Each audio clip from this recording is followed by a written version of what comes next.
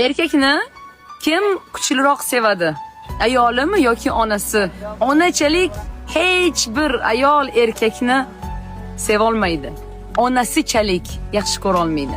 Chunki onalar farzandini shartsiz sevadi. U qanaqa bo'lishidan qat'iy nazar, puli bor, puli yo'q, omadli, omadsiz, hayotida yorqin kunlar yoki ozgina pasayishlar bo'lsin, nimaki bo'lsa ham yonida doim onasi turadi, ayoli emas. Bilasizmi, ayollar seva olmaydi demoqchi emasman. Yo'q, lekin onachalik baribir seva olmaymiz.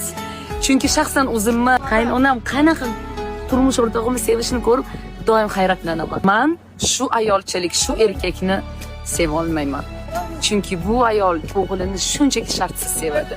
Uni ko'rganda ko'zlari yonib, yuraklari hilpirab ketadi, yuraklari urib ketadi va bu his qilinadi, ko'zlaridan his qilinadi.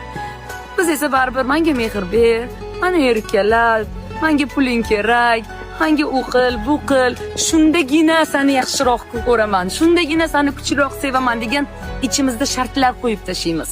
Lekin ona emas.